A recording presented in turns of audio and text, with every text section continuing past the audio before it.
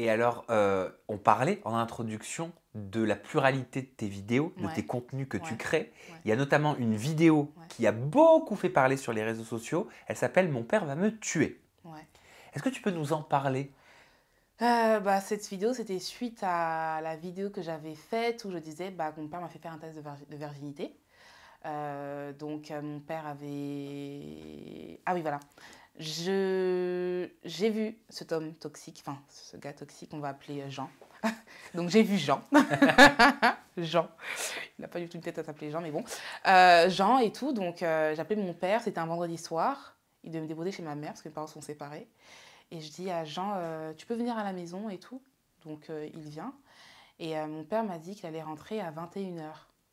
Donc je dis, bon, on a le temps de glander à la maison, parce que mon père, il n'est pas là. Et en fait, on était sur le lit, hein, Jean et moi, je sais plus ce qu'on faisait, rien de bizarre en tout cas. Et mon téléphone, il est tombé. Et tu sais, c'était à l'époque où le téléphone, la batterie, elle peut s'enlever. Oui. Donc si tu as un appel, tu peux pas le... Donc je me souviens très bien en plus d'avoir vu mon téléphone tomber, la batterie qui s'enlève du téléphone, je ne calculais pas.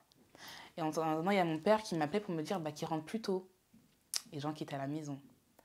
Donc, 1 heure après, au moment de sortir, en fait, parce qu'on voulait prendre un bus, on tombe nez à nez à mon père. Mon père qui est anti-garçon. Surtout à l'époque, j'avais quoi? J'étais très jeune, j'étais au collège. Et là, mon père qui dit à Jean, vous êtes qui, vous? Qu'est-ce que vous faites là? Le pauvre, qui fait pas assez costaud, prend une voix toute fine, parce que je vais toujours parler de mon père comme étant quand même une bête noire, redoutable, et que si un jour il tombe sur notre relation, on est foutu, quoi. Il prend une voix toute fine. Ah non, je suis...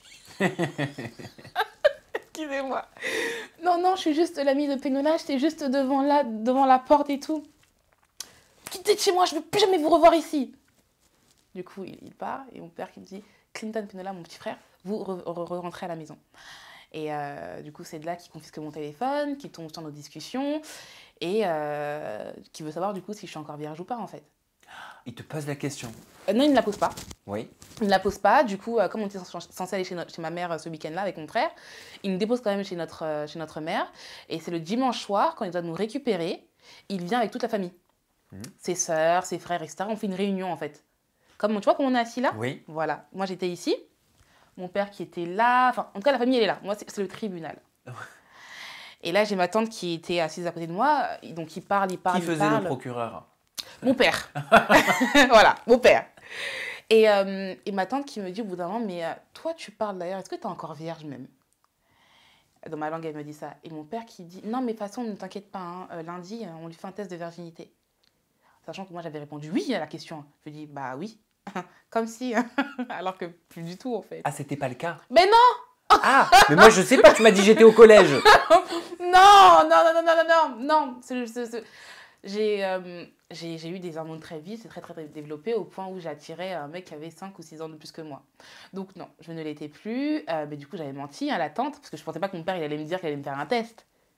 Donc moi, je mentais en toute tranquillité. Oui. Donc j'ai dit oui. Oui. Tu t'es dit c'est insoupçonnable alors? Bah oui. Bah oui. Oui, bah oui. Ah, qu'est-ce que tu crois? Et mon père qui réplique, de toute façon, ne t'en fais pas, hein. Lundi, on lui fait un test. Mon cœur, il s'est serré à ce moment-là et tout. Et je me souviens qu'à l'école, j'avais une amie qui s'appelait Sarah. Elle, son père, il faisait régulièrement des tests de virginité pour savoir si elle était encore vierge ou pas. Et du coup, lundi matin, arrive à l'école, je cours vers elle. Sarah, je la secoue, s'il te plaît, dis-moi, est-ce qu'il y a le secret médical? Parce que tu sais, j'en ai souvent entendu parler et tout. Quand ton père, il fait des tests de virginité, là, est-ce qu'il y a le secret médical ou pas? Elle me dit oui, c'est bon et tout. C'est bon, il y a le secret médical. Je dis ok, donc j'ai plus de soucis pour moi, c'est bon. Non, c'est pas bon. Et puis, Il n'y a pas eu le secret médical. pas eu le secret médical.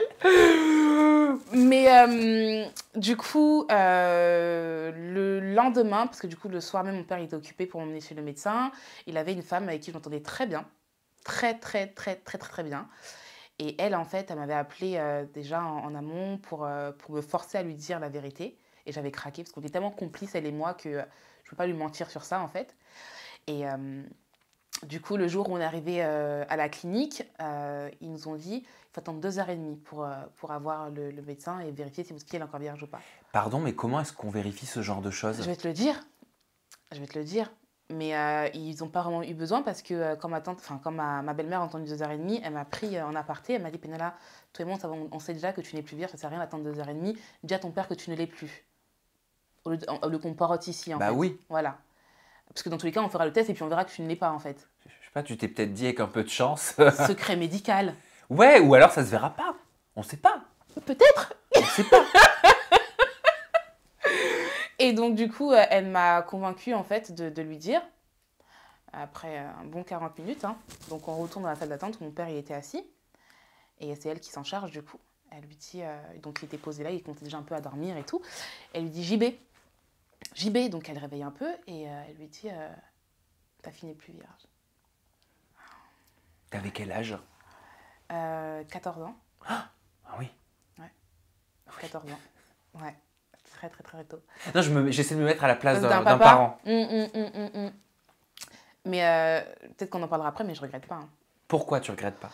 Parce que, en fait, dans ma vie, j'ai eu l'impression que j'ai fait tout tôt pour que, à l'âge de 19 ans, ça m'intéresse plus et puis je puisse être une bosseuse. C'est-à-dire qu'aujourd'hui, il y a des filles à mon âge qui commencent à fréquenter les garçons, qui commencent à avoir des peines de cœur, qui commencent à être déviergées, alors que moi, ça, j'ai déjà fait. Hein. Moi, je suis maintenant au stade de créer ma société, etc., etc. Donc, franchement, je ne regrette pas. Parce que si je n'aurais pas été vierge, enfin, si je serais restée vierge, peut-être que mon père ne m'aurait pas emmenée en Afrique, etc., etc., peut-être que je ne serais pas devenue... Après, je crois que c'est quelque chose de très personnel, que Ouais. ce soit pour une femme ou pour un homme. Il ne faut pas se dire ah bah tiens, il faut que je sois déviergée impérativement parce Bien que sûr, j'ai entendu bien des sûr. filles qui l'ont Ah non, fait non, tôt, non, tu vois. non, Je non. préfère le dire. Ah non, non, non, bien sûr. Bien sûr. Moi, je parle d'un cas personnel. Tu parles de toi. Bien sûr. Pour moi, quand je fais une rétrospective de ma vie, je me dis que si je suis aussi mature aujourd'hui, c'est à cause de tout ce que j'ai vécu assez tôt. Et que, Oui. voilà. Mais ça, c'est mon cas à moi. Peut-être que si Juliette, demain, elle fait la même chose que moi, ça ne sera pas la même chose. Donc, je parle de mon cas à moi. Et au final, Et au final, du coup, mon père, il n'y croit pas.